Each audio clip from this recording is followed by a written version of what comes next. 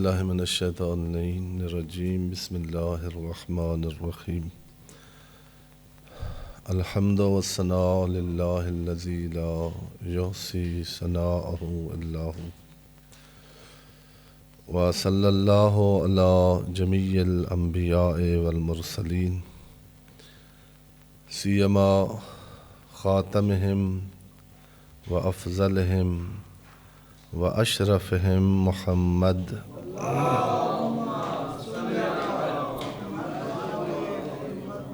وعلى آله الأطيبين الأنجمين، لا سيما بقية الله في العالمين والأرضين، روحي وأرواح العالمين لتراب مقدمه الفداء، بهم نتولى ومن أعدائهم نتبرأ إلى الله. أوصيكم نفسي وعباد الله بتقوى الله. اتقوا الله فإن خير الزاد التقوى. میں اپنے آپ کو اور آپ مومنین کرام کی خدمت میں تقوی الہی، خدا کی پرواہ کرنا، خدا کے احکام کو اس یقین کے ساتھ کہ اگر ایک لحظہ بھی ہم اللہ کی دی ہوئی ہدایت کو پس پشت ڈالا تو ہم ہلاکتوں کے مسافر بن جائیں گے، ہمیں یہ زمانہ اپنی چیردستیوں سے ہلاک کر دے گا، ہم جس منصب انسانیت پر فائز ہیں اس سے ہٹا کر ابلیس ہمیں رسوائی کی گھاٹیوں میں اتار دے گا۔ تقوی الہی جو محفوظ راستہ ہے، جو مامون راستہ ہے، جو انسانیت کے لیے عزت کا راستہ ہے، جو اللہ کی طرف سے ہماری حفاظت کی بنائی ہوئی تدبیر ہے، اس کو اپنی زندگی میں ہر قدم پر ملحوظ رکھنے کی دعوت بھی دیتا ہوں اور اس کی نصیحت بھی کرتا ہوں۔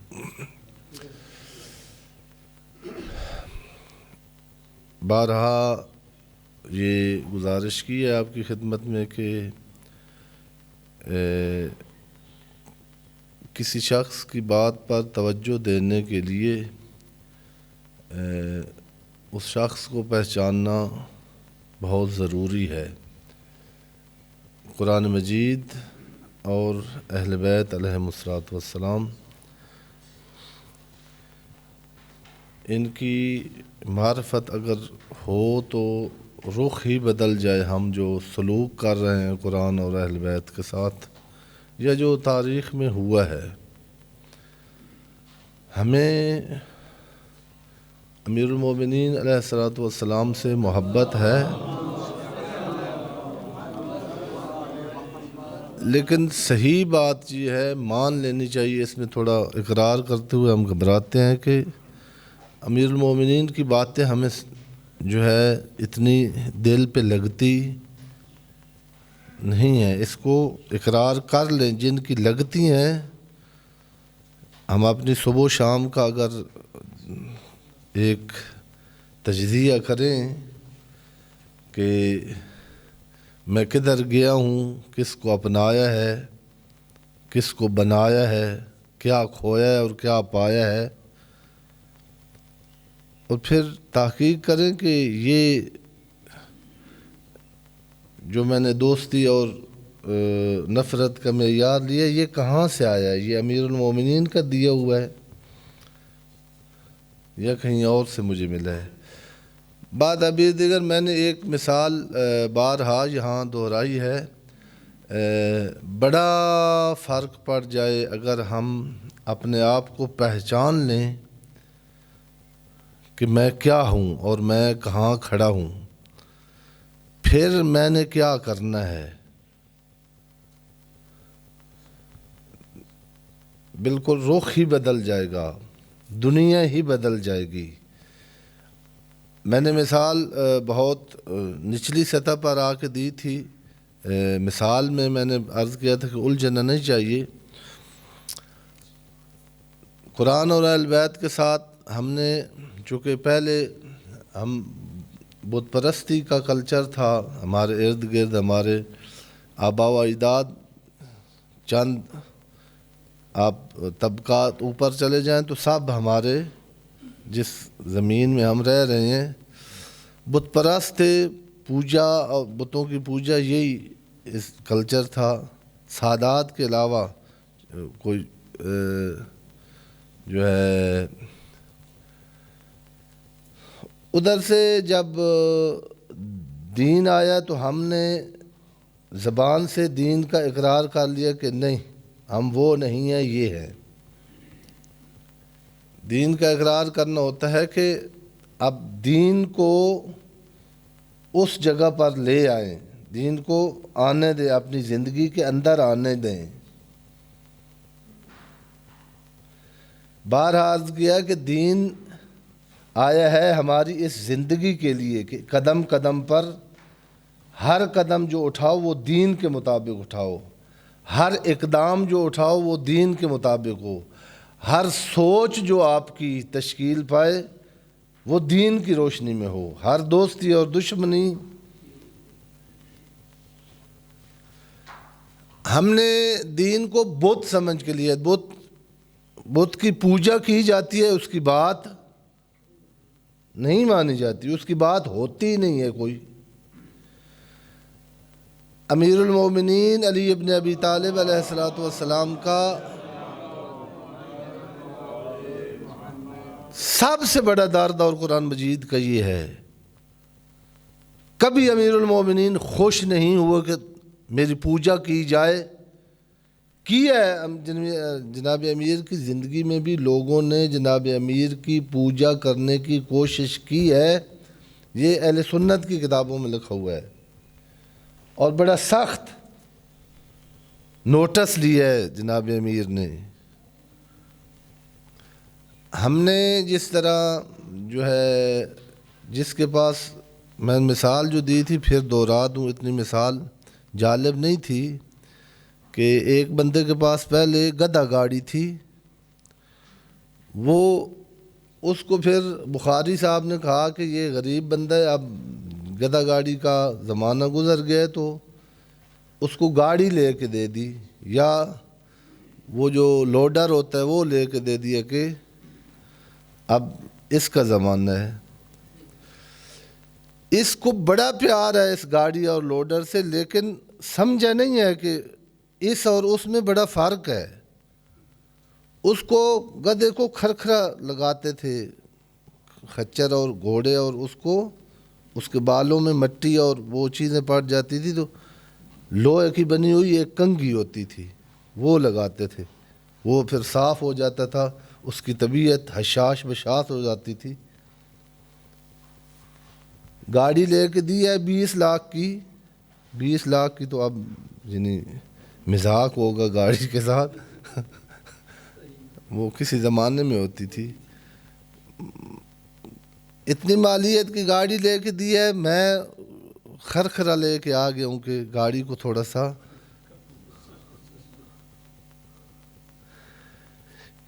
یہ مثال میں نے ہنسانے کے لیے نہیں دی،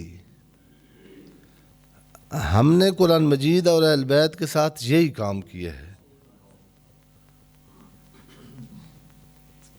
بت پرستش کے لیے ہے، علی پرستش کے لیے نہیں، علی معنی زندگی ہے۔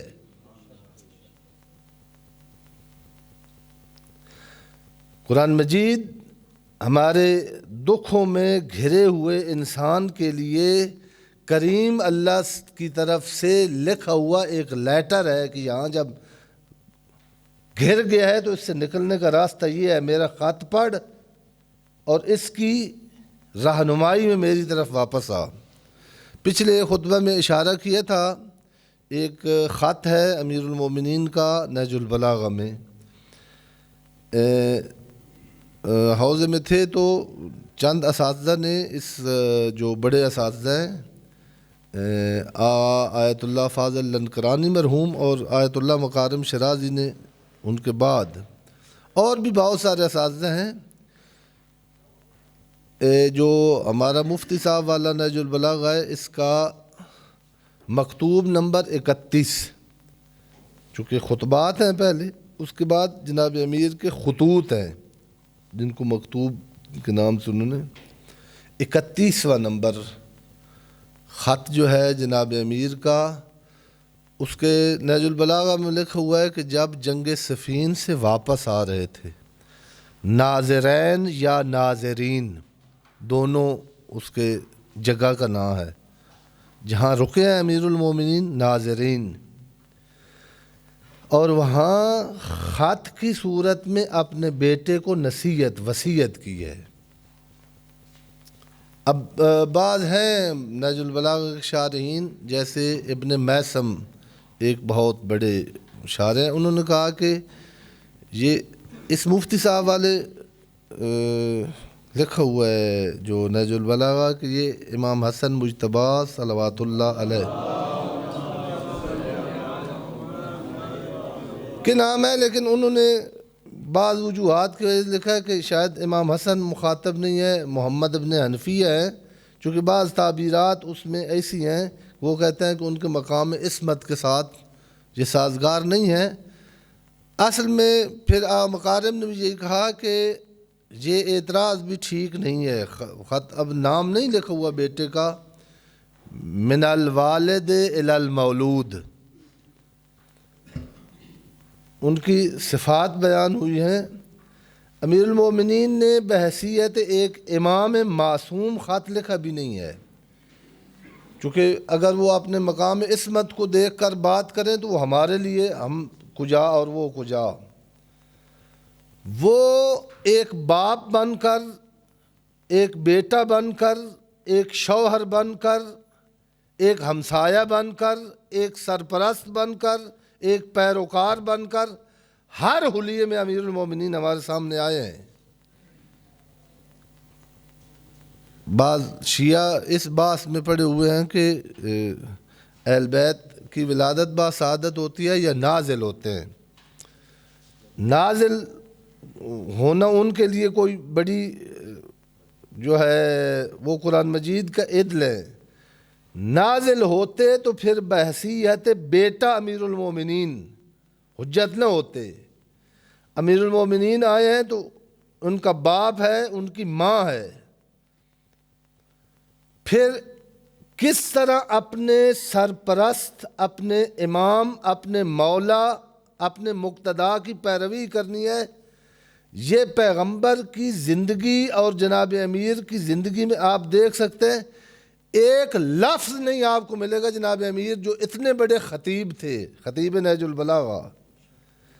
پیغمبر کی زندگی میں 10 جملوں کا ایک خطبہ نہیں دیا جناب امیر نے، تاکہ یہ بتایا ہے کہ جہاں محمد ہوں وہاں علی کے بولنے کی جگہ نہیں ہے۔ پیروی کس طرح کرنی ہے، اطاعت کس طرح کرنی ہے، ابے کس طرح کرنا ہے۔ جب غزوہ خندق میں مسلمان، اب اتحاد کا زمانہ ہے، قرآن مجید پڑھنا بھی مشکل ہو گیا ہے، قرآن مجید نے کہا کہ مسلمان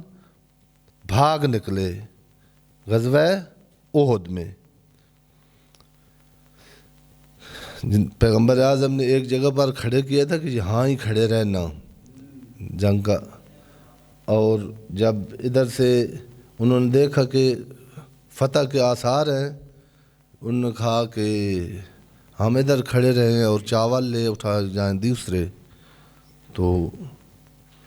وہ لینے آ گئے اور بہت بڑا نقصان ہوا تاریخ اسلام میں اسلام کا۔ پیغمبر اعظم شدید زخمی ہو کر ایک نیچی جگہ پر گر گئے تھے، ابلیس نے یہ صدا لگانی شروع کر دی تھی کہ الیاذ باللہ پیغمبر اعظم، اور یہ صدا سن کے پیغمبر کی صدا تو پتہ نہیں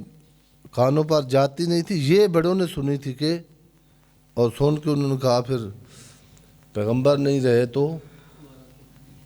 چلے گئے۔ جب زخمی حالت میں پیغمبر کے پاس پہنچے ہیں امیر، جنگ کر کے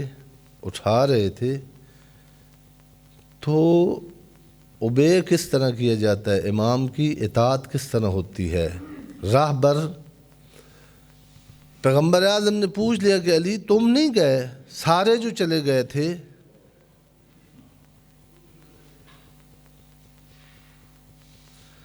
یہاں بھی سوال ہے، جب شب ہجرت پیغمبر نے کہا نا کہ آپ نے اس بستر پر لیٹنا ہے جہاں جو تلواروں کے سائے میں ہوگا، وہاں جناب امیر نے یہ نہیں کہا کہ کوئی خطرہ شطرہ تو نہیں؟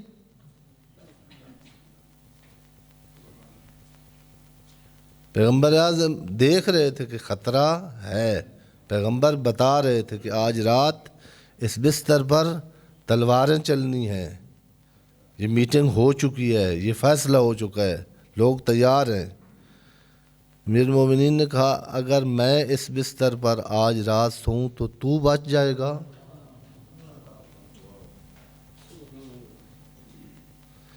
ادھر بھی کہا ہے کہ اکفرت بعد الایمان، دوسرے بھاگ گئے ہیں تو میں بھاگ جاتا، تجھے چھوڑ کر بھاگنا علی کے نزدیک کفر ہے۔ تو یہ جو نام ہے نا، میں جو نہج البلاغہ پڑھ سکتے ہیں گھر میں، رکھ لیں نہج البلاغہ، مفتی صاحب کے ترجمے والا، اب علامہ ذیشان صاحب نے بھی ترجمہ کیا ہے نہج البلاغہ کا، رکھیں یہ 2-3 کتابیں کم از کم، قرآن مجید، صحیفہ سجادیہ اور نہج البلاغہ۔ میں عرض کر رہا تھا کہ تقوی کی گفتگو ہمیں کیوں نہیں ہے، وہ سریکی میں دن ہاں تھا نہیں لگ دی، وہ ہم کیوں نہیں بعض گفتگویں جس توجہ سے ہم کرکٹ دیکھ رہے ہوتے ہیں اس توجہ سے نہج البلاغہ ہے، کچھ بندوں کے ہارٹ اٹیک کے قریب ہوتا ہے کہ کہیں پاکستان کا کھلاڑی آؤٹ، آپ آؤٹ ہوا بیٹھا ہے، یعنی اگر امیر المومنین سے پوچھیں کہ انسانیت سے آؤٹ ہوا ہے، وکٹ کرکٹس میں آؤٹ ہو جانا، وہ پھر میچ آ جاتا ہے کبھی۔ ابھردہ سج حیاتی دا تہک واری ابھردہ ہے، سریکی شاعر نے کہا کہ یہ کرکٹ تو پھر آ جاتے ہیں لیکن زندگی پھر نہیں ملتی۔ وہ نامہ پڑھے، میں اس کا جناب امیر نے نا اس کے مقدمے میں والد کا باپ کا بیٹے کو خط پڑھنا ایک دفعہ، 7 صفات باپ کی ذکر کی ہیں، نہیں نام نہیں لکھا علی اور حسن، وہاں مراد ہی نہیں ہے، جناب امیر یہ نہیں کہنا چاہتے کہ یہ بات علی اور حسن کی ہے علیہم الصلوۃ والسلام، یہ دنیا میں رہنے والے ایک باپ کا ایک بیٹے کو خط ہے اور وصیت ہے۔ پہلا جملہ ہے من الولد الفان، وہ باپ بیٹے کو خط لکھ رہا ہے جس نے رہنا نہیں ہے۔ اگر یہاں ہی اس جملے پر غور کر لے بندہ تو ہمارے دیکھ ہماری زندگی کی، مسافر کس طرح اپنی زندگی کو، اور جس نے رہنا ہوتا ہے اس کا، ہم کبھی بھی ہمارا رات دن میں کوئی ہمارا عمل اس پر دلالت نہیں کرتا کہ ہم نے جاننا ہے۔ میں نے عرض کیا کہ ہر رات علی کا وصیت نامہ کہہ رہا ہے کہ ہر رات اپنے بچے بہت پیارے ہیں، اللہ آپ کے بچوں کو پر آپ کا سایہ قائم و دائم رکھے، آپ کا کوئی دکھ آپ کے بچے نہ دیکھیں۔ کوئی آدمی برداشت نہیں کرتا کہ میری بیٹی اور بیٹا یتیم ہوں، لیکن ہر روز ہو رہے ہیں، ہم اس دنیا میں رہ رہے ہیں۔ تھوڑا سا رات کو سونے سے پہلے کبھی اپنے بیٹے اور بیٹی کو اس زاویے سے بھی کہ کل ہو سکتا ہے میں تیرے پاس نہ ہوں، پھر پتہ چلے گا کہ صرف جہیز بیٹی کے لیے بنانا ہے یا اس کی تربیت بھی کرنی ہے۔ آپ کے جانے کے بعد جتنی بیٹی کو تربیت کی ضرورت تھی، اگر تربیت کیے بغیر مر گئے ہیں تو یہ در بدر کی ٹھوکریں کھائے گی. اس کو گھر بنانا ہی نہیں آتا. کسی نے اچھا جملہ کہا ہے کہ یہ البتہ جو کھیتی باڑی کرتے ہیں، گندم کی جو پودا ہوتا ہے نا، وہ جہاں بویا جاتا ہے وہاں سے ہی کاشت ہوتا ہے، لیکن یہ چاول کی جو پودا ہے اس کو کاشت اور جگہ پر کیا جاتا ہے، اور یہ پھل پھول بیٹی وہ ہے، اس نے کسی اور گھر میں جا کر پھلنا پھولنا ہے. اس کا ابھی ذہن بنائیں کہ یہ کسی اور گھر میں جا کر سما سکے. جو متکبر ہے خدا نخواستہ، جس کو بڑے کے سامنے ادب سے بولنا نہیں آتا، جہیز اس کی زندگی کو سیو نہیں کر سکتا. من الولد الفان،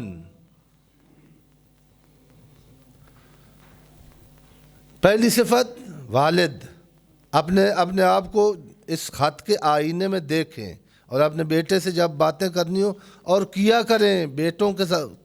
کے لیے کما تو سب ہر کوئی رہا ہے.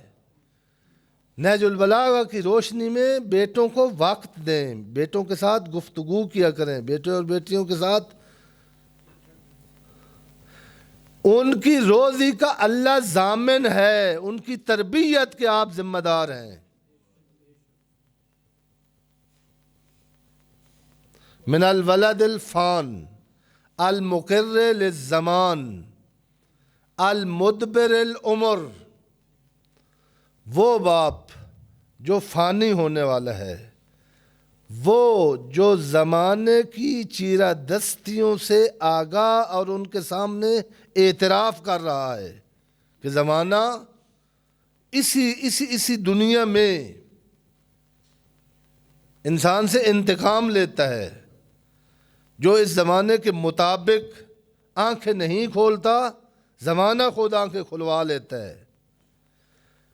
المدبر العمر کا معنی یہ ہے کہ جو عمر گزار کر، جب بچہ دنیا میں پیدا ہوتا ہے تو عمر استقبال کر رہی ہوتی ہے. جب آپ کی ایج میں بندہ پہنچتا ہے تو اب عمر پشت کر گئی ہے. اب مدبر العمر المستسلم للدہر، زمانہ مستسلم جو تسلیم ہو گیا ہے. تسلیم. ہم زمانے کے خالق نہیں، ہم نہیں تھے یہ زمان تھا، ہم نہ ہوں گے یہ ہوگا.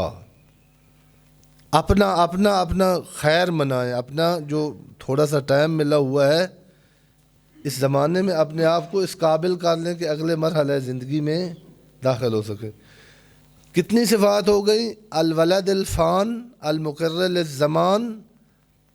المدبر العمر المستسلم الدہر. کتنی صفات ہو گئی؟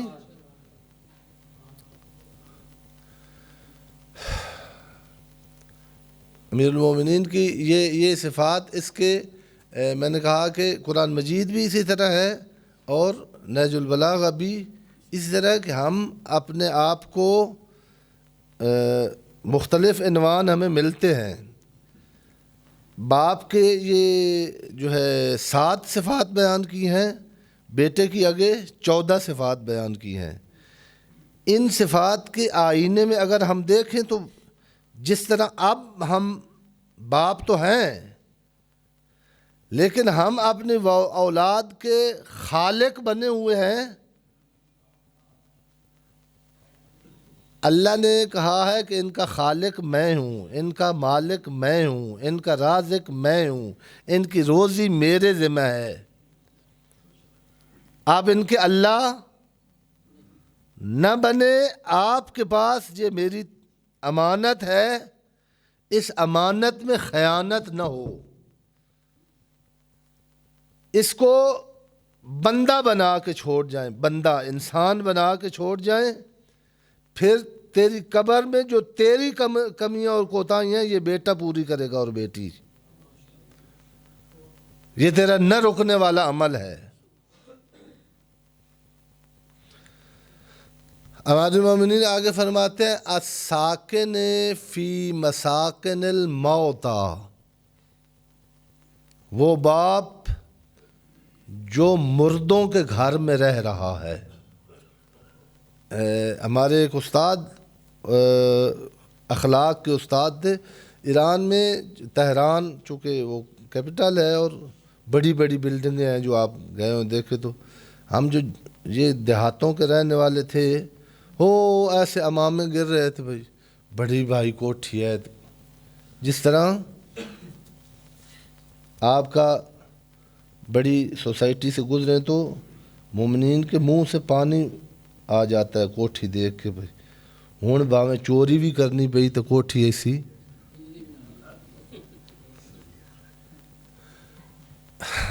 وہ ایسے بھانپ گئے نا ہمارے چہروں کو، تو انہوں نے مسکرا کے کہا، انہوں نے کہا یہ جنہوں نے بنائی ہیں وہ اس میں رہ نہیں رہے، یہ مردوں کے گھر ہیں۔ اور آیت اللہ فاضل جب پڑھا رہے تھے نہج البلاغہ تو انہوں نے ایک اور بھی معنی کیا تھا، وہ باپ جو مردوں کی دنیا میں رہ رہا ہے۔ صفین سے واپس آ رہے تھے نا امیر المومنین، انہوں نے کہا قرآن مجید نے کچھ چلتے پھرتے لوگوں کو مردہ کہا ہے، وہ بندے جو بی اے کیے ہوئے ہیں، ماسٹر کیے ہوئے ہیں، بہت سارے جنہیں اب پولیٹیکل سائنسز کے اسٹوڈنٹ ہیں پاکستان میں، امیر المومنین اور قرآن مجید کہہ رہا ہے جس بندے کو علی کے ساتھ کھڑے ہو کر نیزوں پر دھوکہ اور فتنہ کے لیے اٹھے ہوئے قرآن کو دیکھ کر علی کے مقابلے میں آ جاتا ہے، علی کو، علی جیسے فاتح خیبر کو دن دہاڑے شکست میں تبدیل کر دیتا ہے جیتی ہوئی جنگ کو، یہ فوجی بے شک علی کے ساتھ کھڑا ہوا یہ مردہ ہے، زندہ نہیں ہے۔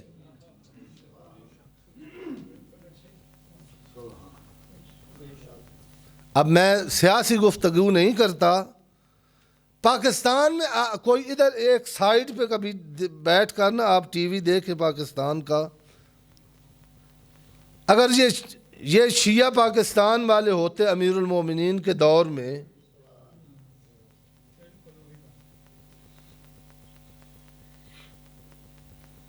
امیر المومنین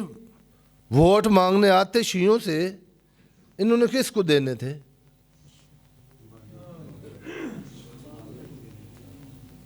ان احسن الحدیث وابلغ الموعظہ کتاب اللہ، بسم اللہ الرحمن الرحیم، انا اعطیناک الکوثر فصل لربک وانحر ان شانئک هو الابتر، صدق اللہ العلی العظیم۔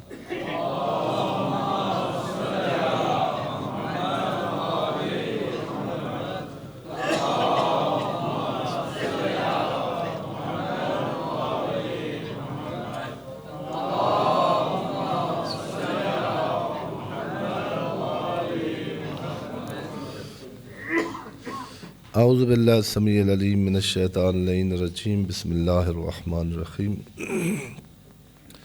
الحمدللہ والصلاة والسلام علی رسول اللہ وعلی آلہ آل اللہ واللعنۃ الدائمۃ علی اعدائہم اعداء اللہ من یوم عداوتہم الی یوم لقاء اللہ، لا سیما علی بقیت اللہ فی العالمین والارضین، روحی و ارواح العالمین لتراب مقدمہ الفدا، بہم نتولا ومن اعدائہم نتبرأ الی اللہ۔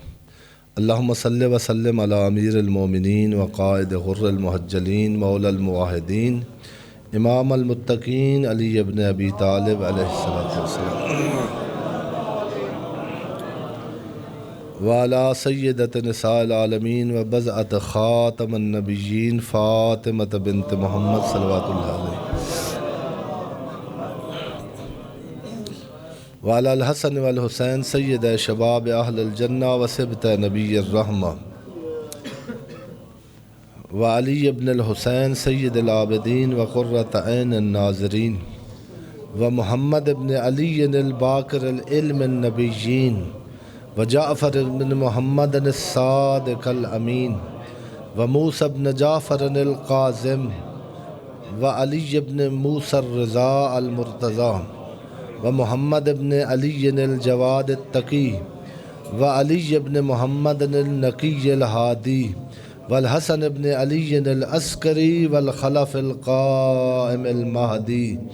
الذی ببقائہ بقیت الدنیا و بجمنہ رزق الورا اللہم عجل فرجہ وساہل مخرجہ وقحل ناظرنا بنظرت منا الیہ۔ خداوند عالم بحق محمد و اہل بیت محمد علیہ السلام ہمیں تقوی کا معنی سمجھ کر اپنی پہچان کر کے تقوی والی ہماری حفاظت کی اللہ کی بنائی ہوئی تدبیر کو اپنا کر اپنی دنیا اور آخرت کی زندگی کو سنوارنے کی توفیق مرحمت فرمائے۔ پھر جو برادران پچھلے ہفتے لیٹ آئے تھے اور اس ہفتے جلدی آنے کی کوشش کی ہے، ذات واجب ان کو دنیا میں عزت اور عظمت اور آخرت میں قرآن اور اہل بیت کی شفاعت نصیب فرمائے۔ پھر جملہ پچھلی دفعہ جو ہے بخاری صاحب نے ہاتھ بلند کروائے کہ کتنے قرآن اور نہج البلاغہ پڑھنا چاہتے ہیں۔ میں ان کی جگہ پہ ہوتا شاید ہارٹ اٹیک ہو جاتا بھائی، کتنے لوگوں نے نہج البلاغہ اور قرآن مجید کا تشویق اور شوق کتنا ہے ہمارے اندر۔ پھر عرض کر رہا ہوں نہیں آ سکتے تو دو مقارم شرازی وہ فرما رہے تھے کہ اگر پورا نہج البلاغہ کوئی بھی نہ کوئی خطبہ ہوتا نہ کوئی کلمات قصار ہوتے، صرف یہ 2 خط علی کے، ایک جو مالک اشتر کے نام ہے، جو جو سیاست کے سٹوڈنٹ ہیں، پولیٹیکل سائنسز میں بہت سارے غیر مسلم جو سیاستدان ہیں، انہوں نے اس امیر المومنین کے ایک خط پر بڑا کام کیا ہے۔ یہ میں مبالغے کے لیے نہیں، یہ تحقیق کر لیں، یعنی خبروں میں آن دی ریکارڈ بات ہے۔ اور جس نے اپنے آپ پر کام کرنا ہے وہ یہ جو امام حسن کے نام 31 نمبر نام ہے، اس کے میں نے چند الفاظ پڑھے ہیں، اس پر اگر آپ میں سے کچھ تیار ہوئے تو یعنی یہ 2 خط کم از کم یعنی ایک دفعہ پڑھنے چاہیے شرح کے ساتھ۔ میں نے چند صفات باپ کی ذکر کی ہیں، اب وقت کم ہے۔ جناب امیر کا 31 نمبر خط: من الولد الفان المقر للزمان المدبر العمر المستسلم دہر الساکن فی مساکن الموتا، یہاں تک پڑھا تھا۔ آگے فرماتے ہیں للمولود، یہ خط اس بیٹے کے نام ہے، المعمل ما لا یدرک، جو ان آرزوؤں میں بیٹے پڑے ہوئے ہیں جو کبھی بھی اس دنیا میں ان آرزوؤں تک پہنچا نہیں جا سکتا۔ دوسری جگہ پر معصوم نے فرمایا ضرورتیں فقیروں کی بھی پوری ہوتی ہیں اور خواہشیں امیروں کی بھی پوری نہیں ہوتی۔ یہ لمبی امیدیں ہیں جن کی وجہ سے ہم نہج البلاغہ کے لیے وقت نہیں نکال سکتے۔ یہ ابھی آرزو ہے، اتنی تعداد نہیں ہے، یہ صرف ویلنسیا کی بھی سارے مومنین اگر آئیں تو مشکل ہے یہاں اس حال میں آ جائیں۔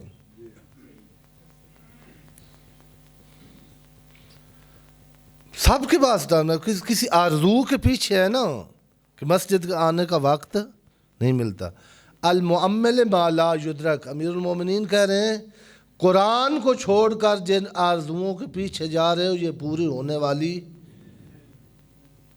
یہ منہ اس دن بھرے گا جب قبر کی مٹی اس میں پڑے گی۔ السالک سبیل من قد حلق، دیکھو آنکھیں کھول کر اس لائن میں، اس صف میں کھڑے ہو جس میں آگے جانے والے سارے ہلاک ہو کے قبروں کی مٹی میں مٹی ہو گئے۔ کچھ اپنا سوچو، ہفتے میں کچھ اپنے لیے وقت نکالو۔ الغرض الاسقام الرہینۃ الایام، یہ کہاں کھڑے ہو؟ مرض ایسے آپ کو گھیرے ہوئے ہیں، چھوٹی سی جوان مار رہے ہیں۔ جوان پہلے جب یہ حفاظتی تدابیر کم ہوتی تھیں، اتنی سائنس نے ترقی نہیں کی ہوئی، اتنا منرل واٹر نہیں پیتے تھے، اس وقت آپ نے بھی دیکھا ہوگا بزرگان 80 90 سال کے ہو کے عمریں گھٹتی جا رہی ہیں۔